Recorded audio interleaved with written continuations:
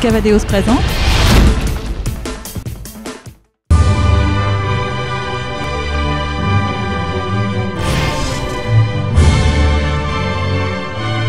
Bonjour à tous et bienvenue dans ce tour d'honneur spécial JO numéro 4. Aujourd'hui, mercredi, c'est un jour off et puis ça tombe bien puisque comme ça va nous laisser le temps de faire le bilan du concours complet. J'ai à mes côtés Laurent Bousquet, le sélectionneur national. Bonjour Laurent. Bonjour Mehdi. Et Xavier Librecht, rédacteur en chef de l'Éperon. Bonjour Xavier. Salut Mehdi. Alors Xavier, vous avez suivi évidemment ces 4 jours de compétition, de concours complet. J'aimerais d'abord avoir un petit peu votre avis général en tant que journaliste, parce que vous avez suivi beaucoup d'Olympiades déjà sur le début de ces Jeux de Londres. Ouais, s'il y a un mot qui me vient à l'esprit comme ça, c'est peut-être parce qu'on est en Angleterre, c'est Stone. Voilà. Stone.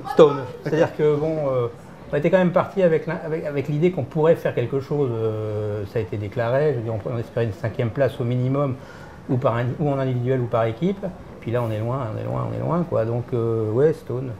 Alors, on est loin, on est 8e par équipe, Laurent. On a 2 cavaliers qui rentrent dans la finale individuelle. Nicolas Touzin qui termine 17e, Lionel Guyon qui termine 24e. Vous, votre sentiment après ces 4 jours de compétition, c'est quoi?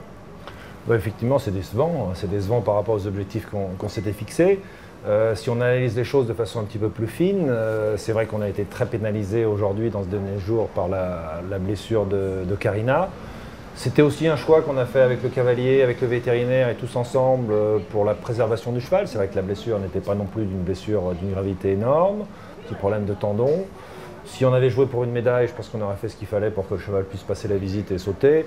Là, c'est vrai que pour jouer une 5e place, parce qu'on voyait que la 5e place était à notre portée, puisque les Irlandais sont aujourd'hui 5e alors qu'ils étaient derrière nous hier, je pense que ça ne méritait pas de mettre en péril éventuellement le futur de ce cheval-là. Et pour sa préservation, on a préféré le garder à l'écurie. Donc on se retrouve 8e, on avait quand même 2 cavaliers en finale. Bon, c'est un bilan qui est effectivement décevant. Alors une question à tous les deux, j'aimerais qu'on revienne un tout petit peu sur le dressage d'abord, parce qu'on a vu que beaucoup de cavaliers avaient tenté beaucoup de choses, essayaient de donner beaucoup de brillant à leurs chevaux, et malgré les fautes, ils n'ont pas forcément été beaucoup pénalisés. Je crois d'ailleurs c'est ce que vous avez déclaré, vous avez été déçus des notes des Français, qui eux n'ont pas forcément fait de fautes, mais avec des reprises qui manquaient de brillant. Non, je n'ai pas été déçu des notes des Français, j'ai été déçu de la note de Donatien et de Karina, parce que c'est vrai que on m'entend assez rarement critiquer les jugements du dressage, je pense que ça ne mène pas à grand-chose. Je n'ai pas du tout commenté les autres reprises françaises. Par contre, c'est vrai que je trouve quand même que la reprise de Karina n'a pas été payée. On voit bien que ça n'a pas eu de conséquences puisqu'il n'a pas pu finir l'épreuve. Point. Je pense qu'aujourd'hui, c'est vrai qu'on travaille d'arrache-pied depuis un moment pour essayer de se remettre à niveau. On est encore en retard. J'ai fait la comparaison à la fin du dressage, je trouve qu'elle est assez juste. C'est-à-dire que là, on voit que les cavaliers sont capables d'aligner des reprises sans faute, mais ils ne sont pas encore capables de monter leurs chevaux pour donner du brillant. Xavier ? Non, mais Laurent a mis le point sur un vrai problème, c'est que le tableau de résultats, d'affichage, était devant 2 des juges. Et même le 3e, s'il faisait un peu ça de temps en temps, il pouvait voir aussi les notes que mettaient les copains, quoi. Ça veut dire quoi? Ça veut dire qu'entre eux, ils pouvaient ajuster? Ça veut dire que forcément, on s'ajuste, que ce qu'on voyait autrefois, c'est-à-dire des bons écarts de notes, parfois, qui étaient surprenants, qui faisaient râler. Mais bon, ils étaient explicables, etc. On pouvait comprendre certaines choses. Là, on a l'impression qu'on est... Enfin, moi, c'est la sensation que j'ai, c'est qu'on est dans un consensus beaucoup plus mou qu'autrefois. Et que cette façon de juger y contribue, mais ça rassure tout le monde et ça rassure et surtout les officiels qui comme ça ont l'impression que tout est bien, quoi. Alors on va maintenant passer sur le cross, un parcours qui a été difficile, éprouvant pour beaucoup de chevaux, finalement plus de maxi que ce qu'on pouvait espérer au départ, en tout cas que ce qui avait été annoncé. On s'attendait à voir un Donatien qui est très rapide sur le cross, rentrer lui aussi maxi, quand on a vu que certains cavaliers l'ont fait. Pourquoi est-ce que chez nous, finalement on n'a aucun cheval qui arrive à terminer dans le temps, même si on rentre 300 fautes sur les obstacles? Alors, pour revenir au cas de Donatien, parce qu'on a pas mal réfléchi à ça nous a quand même surpris parce que le cheval a vraiment eu à la 6e minute un vrai coup de mou. Je pense qu'aujourd'hui c'est un des chevaux les plus rapides. On l'a vu cette année dans des conditions difficiles à Pompadour, rentrer maxi les doigts dans le nez, faire pas mal de grosses épreuves. Il a gagné Brahman, il a gagné Bokello. Enfin bref, ça m'a un peu surpris. Et c'est vrai que quand on voit maintenant son problème de blessure, je pense que c'est bien plus explicable. Je pense que le problème n'était pas tellement un problème de souffle. Je pense qu'il y a eu un moment où le cheval a eu tout simplement mal aux jambes, et donc il n'avait plus envie de galoper et de sauter. Et alors Donatien a fait le boulot. D'ailleurs, il m'a dit lui-même, il m'a dit si ça avait été une épreuve normale, j'aurais arrêté là. On était aux Jeux Olympiques, il a joué son rôle d'équipier, il a amené son cheval au bout. Et bon, le cheval avait mal aux jambes et il n'était plus capable de donner le meilleur de lui-même. Mais d'une manière générale, quand même, Laurent, je serais un peu plus non, mais là, je sceptique. parlais dans les Ouais, mais je trouve ça pas normal qu'on ait quand même 4 chevaux qui ne rentrent pas dans le maxi. Alors, certes, il y en a 2 qui font des refus en début de parcours, qui sont d'ailleurs discutables, parce que notamment le premier, celui de Denis, là, on piche pas très bien, je veux dire. Et puis, d'ailleurs, pas plus que celui d'Aurélien, je veux dire, qui nous dit, pour finir, il y avait des flashs là-bas, mais je veux dire, bon. Ces chevaux-là, je veux dire, s'ils ne peuvent pas supporter une batterie de flash, il ne faut pas qu'ils fassent du complet. Et puis, si je ne m'abuse, il avait couru au Lion d'Angers assez jeune, je veux dire, où il y a aussi du monde. Et puis, je sais pas, je trouve que là, il y a un truc qui j'arrive pas à m'expliquer, moi. Je pense qu'on a été, c'est bien ce que je disais tout à l'heure, on est déçu de la performance. J'estime qu'on n'a pas été au niveau qu'on espérait, évidemment. Je pense qu'il ne faut pas se voiler la face là-dessus. C'est vrai que le refus de Denis, je pense qu'il y a vraiment, le cheval, il y a un manque de contrôle, le cheval est trop vert. C'est vrai qu'on n'a pas non plus un réservoir de sélection. Il fait ça, là, un peu, là, comme ça, la bourse. C'est l'image que j'en ai. Bien je ne sais pas s'il fait vraiment ça, mais en tout cas, c'est vrai que le cheval est en bagarre contre la main dans sa zone d'abord. C'est ce que je voulais dire. Pour être plus précis. Et donc, le cheval étant en bagarre, le cheval, il n'arrive plus à gérer la direction, il passe à côté sur l'option. C'est d'ailleurs pour ça qu'on avait décidé qu'il prenne l'option lente. On sait que ce cheval-là est facilement un petit peu en bagarre en début de parcours. On s'est dit, il ne sera jamais suffisamment précis pour prendre l'option rapide. La preuve, il a même eu du mal à prendre l'option lente. Bon, l'explication de Cadiz vaut ce qu'elle vaut, elle ne paraît pas complètement aberrante. Néanmoins, c'est une explication, ce n'est pas une excuse. Là-dessus, le cheval de Nicolas, c'est vrai que c'est un cheval à grande action, il l'a dit lui-même, tout le début de parcours, il m'a dit je faisais ce que je pouvais, mais de toute façon, à chaque minute, je prenais 5 secondes. On voit que le cheval finit bien pour un cheval de 17 ans, c'est-à-dire qu'il est à 30 secondes de retard. Je trouve qu'il n'y a rien à dire. Il n'y a rien à dire, il est à 30 secondes de retard à la 6e au moins, le cheval est encore frais, il reprend du temps sur la fin, alors que beaucoup de chevaux en perdaient. Il a bien couru, maintenant c'est vrai qu'il n'avait pas non plus forcément une galopade adaptée à ce type de parcours un petit peu tournicotant. Lionel, ce qui lui prend beaucoup de temps, c'est cette option qu'il prend parce qu'il tombe, il manque tomber sur ce contrebas, il est obligé de prendre, il perd 20 ou 25 secondes, ce qui prend beaucoup de temps. Encore une fois, je donne des explications, je ne donne pas d'excuses. Il n'y a aucun regret, Non, au niveau sélection, je pense vraiment que c'était les 5 chevaux. Je pense qu'un cheval comme Quirinal de la Bastide, par exemple, ce grand braquet sur ce type de parcours, lancé dans les descentes, aurait eu beaucoup de mal à s'y mettre. Je pense que le cheval de Karim était encore assez vert, il n'a que 9 ans. On l'imagine très sensible au dressage sur ce grand stade. Il aurait eu beaucoup de mal à faire un poste de dressage justement sans faute. Et puis, il y avait le cheval des licences et on a vu que suite à sa non-sélection, il a fait le Grand National de Sandillon où il a dérobé. Donc le choix, malheureusement pour nous, n'est pas très important. Alors, quand on regarde les résultats, on s'aperçoit que les meilleurs sont là de toute façon, c'est évident. L'Allemagne qui gagne un nouveau titre, Michael Jung qui, après avoir été champion du monde, champion d'Europe et maintenant champion olympique. Où est-ce qu'il faut qu'on aille? Qu'est-ce qu'il faut faire, Laurent, à partir d'aujourd'hui? Parce que c'est vrai qu'on dit depuis un moment qu'on a du boulot, mais voilà, les Jeux Olympiques sont passés, maintenant on fait quoi? Alors c'est vrai que moi ça fait 3 ans, ou bientôt 3 ans que je suis à la tête de l'équipe de France.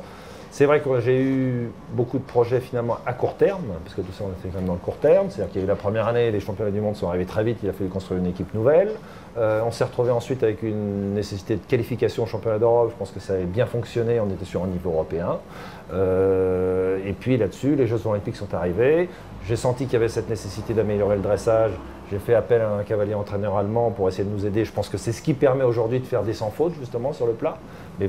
Mais c'est 6 mois de travail. En 6 mois de travail, c'était pas un magicien non plus, Hardig Borfine, même s'il a, je pense, apporté un certain nombre de choses. Je pense que maintenant, c'est l'occasion. On finit une Olympiade.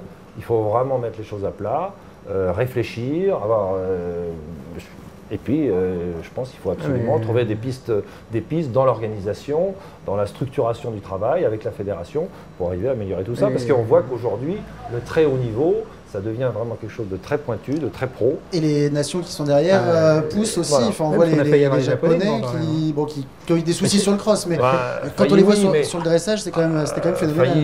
Le mot est un peu grand parce que quand on écoute, on mettait un peu de colle dans leur selle 2 fois et puis il était là. Non, mais il y en a un qui est tombé tout seul, gentil, et puis... Non, mais ils arrivent en tout cas. Ils arrivent. Donc ça, on voit que c'est possible. Bien sûr que c'est possible. Avec des chevaux français. J'espère bien que c'est possible. Avec des chevaux français. Non, j'espère bien que c'est possible, sinon on baisse les bras. Non, je baisse pas les bras, évidemment, mais je pense que c'est une remise en question. De toute façon, ça fait toujours... Le sport, c'est ça. Même c'est dans 2 ans. Lexington, la Normandie. Les Jeux mondiaux de Normandie, c'est dans 2 ans. Voilà, on a 2 ans. Ben, c'est-à-dire qu'il faut dès demain. Est-ce que tu crois qu'on peut. Quand tu vois aujourd'hui les Allemands, comment ils sont installés, les Anglais qui ne sont pas à côté de leurs chaussures, l'Australie, la Nouvelle-Zélande qui sont toujours là, la Suède qui monte beaucoup, on est quand même 8e, 7e, 8e. Est-ce que tu crois qu'en 2 ans on peut remonter la route? Oui. D'une manière plus générale, j'étais frappé par une chose, c'est que nous sommes l'une des rares équipes à ne pas avoir une cavalière dans l'équipe.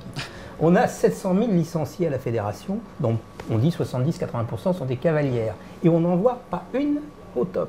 Alors que les Anglais, ils sont 4, les Canadiennes aussi, elles sont tombées, mais elles étaient 4. Enfin, je veux dire, les Allemandes, elles sont les Allemandes, voilà, absolument, les Suédoises, enfin bon.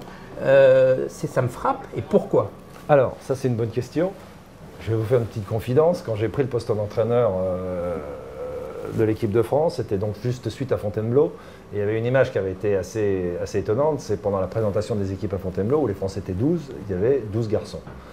Et ma femme Blandine m'a dit, écoute, le reste je m'en occupe pas, c'est pas mon problème, mais bon Dieu, fais rentrer des filles dans cette équipe. Et donc j'en suis complètement convaincu. Maintenant, je n'ai pas l'explication. C'est vrai que je suis complètement ouvert à ça, évidemment. Mais aujourd'hui, quand on fait le papier, on voit bien que sur les petits niveaux, il y a pas mal de filles, et que plus on avance dans les niveaux, moins on en a, voire plus du tout à très haut niveau. Xavier, un dernier mot sur ces 4 jours de complet? Écoutez, rendez-vous à Lexington. Décidément, retour en arrière. Rendez-vous à Caen, quoi. Parce que je crois que c'est vraiment important que...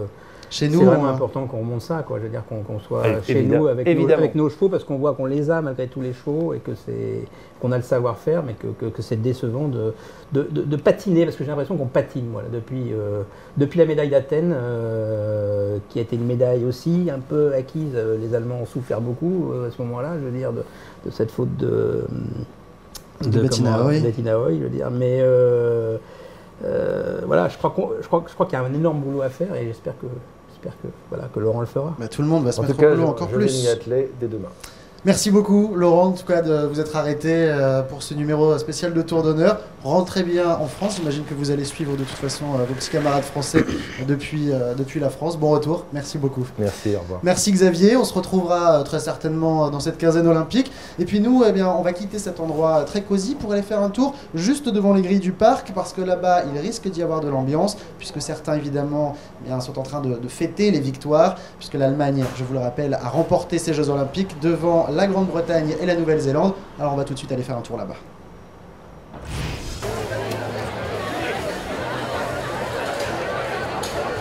Et on est maintenant complètement dans l'ambiance de ces Jeux Olympiques. Après le concours complet, vous le voyez, des médaillés sont là en train de faire la fête avec leurs supporters et leurs équipes. Eh bien, je vous propose tout de suite qu'on aille en retrouver quelques-uns de ces acteurs de ces Jeux Olympiques. On y va. Moi, ça m'a permis d'approcher, d'avoir de la proximité. Je suis un peu midinette et comme tous nos téléspectateurs, je suis votre chaîne ou je lis les magazines. Et là, de voir en vrai les gens, voir leurs habitudes, quelques détentes, côtoyer de près ce milieu-là, et en plus au niveau international, au plus haut niveau, c'est toujours très très enrichissant. Est-ce que vous pouvez nous montrer votre médaille ? Médaille de bronze 2012, 28 ans après la première, je suis parfaitement comblé. C'est tout simplement incroyable. Je veux dire, pour mon anniversaire, je ne pouvais pas rêver mieux. Car maintenant, j'ai 2 médailles d'or autour du cou. Personne ne peut penser à ça. L'équipe est en or, c'est fantastique. Toutes les épreuves se sont bien passées. On a vécu tout ça entre amis et j'en ai encore la chair de poule.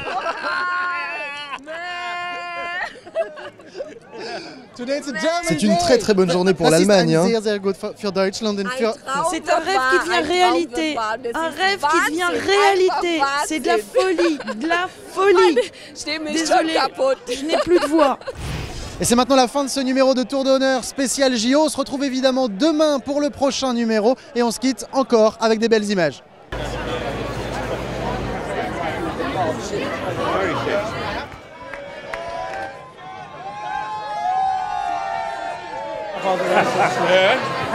Yeah, like come up with me, come up.